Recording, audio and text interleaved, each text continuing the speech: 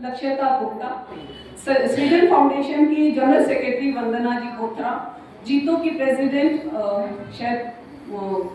President Rachna ji Golchha, Marwari Yuva Manch की president Sunita Begwani, green star welfare trust की president Sangeeta Malhotra, Sampurna NGO की मेंबर तन्वी ग्रोवर, बीजेएस की joint secretary Prerna Bhutoria, Pehchaan be yourself की चेयरपर्सन पूर्णिमा बंसल, टीपीएफ की president Kavita ji Bardia, Lions club Paras की president Manju ji Chhajed, Rotary club of Delhi Rohini की president Anju ji Jain, NSS foundation की चेयरपर्सन रचना जी यादव और सखी संघ की फाउंडर पूनम जी गर्ग।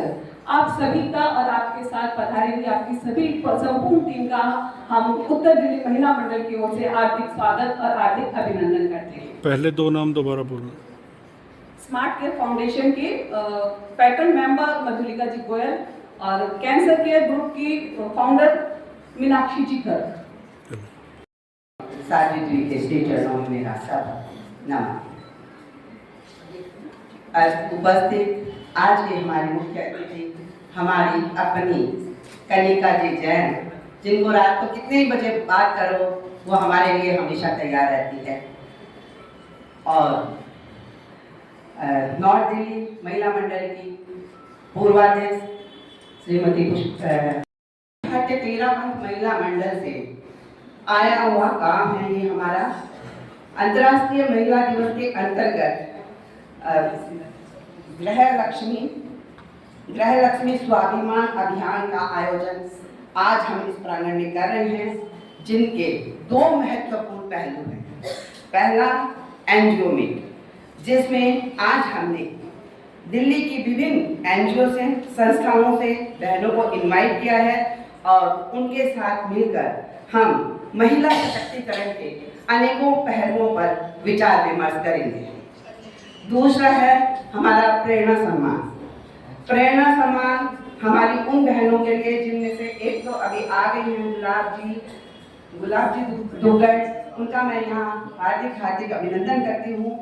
उन बहनों के लिए जिन्होंने अपने बच्चों को सुसंस्कारित किया और धर्म संघ में दीक्षित होने की आज्ञा देकर श्रद्धा व त्याग का एक अद्भुत उदाहरण हमारे सामने प्रस्तुत किया। आज का ये आयोजन एक कार्यक्रम नहीं है, बल्कि प्रेरणा और शक्ति का और संस्कारों का उत्सव है। महिला खाली परिवार की आधारशिला ही नहीं है, वो समाज की दिशा है और राष्ट्र की ऊर्जा है और संस्कारों की वाहिनी भी है और घर के प्रबंधन की महत्वपूर्ण कड़ी है, क्योंकि एक महिला ही है जो घर को परिवार को बांध कर रख सकती है, आज बजट अपना बना के चलती है और घर को पूर्ण रूप से प्रबंधन के साथ चलाती है। वर्तमान युग में महिलाएं पढ़ लिख कर आत्मनिर्भर बन गई है। वो घर, लेकिन फिर भी मैं देखती हूँ घर और बाहर दोनों को संतुलन बनाकर चलती है और दोनों को बहुत अच्छे से संभाल सकती है, जो ये काम सिर्फ महिला ही कर सकती है। अगर मैं 13 पंथ धर्म संघ की परंपरा की भी बात करूं तो वहाँ भी महिलाओं ने महत्वपूर्ण योगदान दिया है। हमारी साध्वी प्रमुखाएं और हमारी साध्वियों ने त्याग, तप और सेवा से नए नए कीर्तिमान स्थापित किए हैं। तो बहनों, आज इस अंतर्राष्ट्रीय महिला दिवस से मैं आप सबसे एक ही बात कहूंगी कि हम एक संकल्प लें कि हम खुद से बहुत प्यार करें, खुद की बहुत इज्जत करें, एक दूसरे का सहयोग करें और अपने को एक समाज में जो सकारात्मक परिवर्तन हुए उसमें पूर्ण प्रेरणादायी अपनी भूमिका निभाएं। इन्हीं के साथ आज मैं करती हूँ कि इतने आज के इस कार्यक्रम में आप सभी पहुँचे हैं और मैं अभिनंदन करती हूँ हमारी अध्यक्षा इंदिरा जी सुराना का, जो मुझे हर बार अपने कार्यक्रम में आप सबसे मिलने का मौका भी देती हैं। और आज हमारे साथ मंच पर हमारी पूर्व अध्यक्षा जी हैं और सरोज जी। आज माँ को बहुत हर्ष हो रहा है, उल्लास हो रहा है कि हमारे परिवार की लाडली सादलपुर दुक्कड़ परिवार में माता श्रीमती गुलाब देवी और स्वर्गीय बुद्धमन जी की लाडली विनम्र यशाजी साध्वी, उनका संघ में दीक्षा हुआ। संयुक्त परिवार होने के कारण सब बहुत पुलकित थे, प्रफुल्लित थे। यौवन की दहलीज पे कदम रखते ही गंगा शहर के वैद परिवार में उनकी शादी हुई। उनके देवर का उग्र बिहारी कमल मुनि और साध्वी सोमलता जी उनके सगे देवर और ननद हैं। लेकिन काल को कुछ और ही था कि धर्मचंद जी वैद का स्वर्गवास हो गया, उनके पति थे जो। फिर उन्होंने आचार्य श्री के दर्शन किए लाडकुंड। तो गुरुदेव ने, आचार्य श्री तुलसी गुरुदेव ने पूछा कि भाई आज तुम्हारा क्या है विचार? तो बोले महाराज मुझे तो आपके प्रति समर्पित होना है।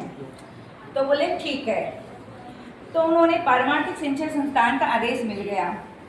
संस्था में लगभग आप 1.25 साल रही और उन्होंने दीक्षा 18 नवंबर 1999 में उनकी दीक्षा हो गई।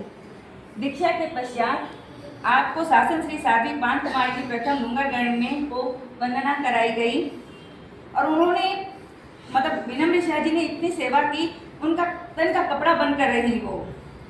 अब वो डॉक्टर प्रेम शाह जी साध्वी जी के साथ साधनारत हैं, बराबर तपस्या करती रहती हैं।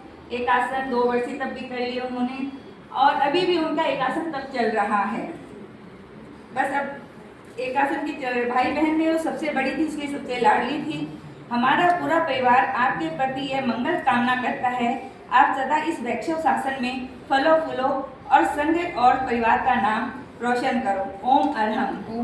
महिलाओं को आगे बढ़ाने के लिए बहुत सारे प्रश्न लाए, बहुत सारे विचार रखे गए। आपने भी एक विषय को प्रमुखता से उठाया, धर्म से दूर होते बच्चों। क्या कहें? यह देखा जाए विकास के लिए सबसे पहले जरूरत होती है सकारात्मक सोच की, सकारात्मक चिंतन। अगर हमारे विचार अच्छे नहीं होंगे, हमारा सोच अच्छा नहीं होगा, चिंतन अच्छा नहीं होगा, तो हम आगे एक कदम भी नहीं बढ़ पाएंगे और सफलता हासिल नहीं कर पाएंगे। तो ये सकारात्मक सोच की जो बात आती है वह धर्म गुरुओं के सानिध्य से ही हमें ऐसे तत्व मिलते हैं जिससे हमारे सकारात्मक सोच बनते हैं, हमारे विचार अच्छे होते हैं, हमारा चिंतन अच्छा होता है और समस्याओं का समाधान स्वतः ही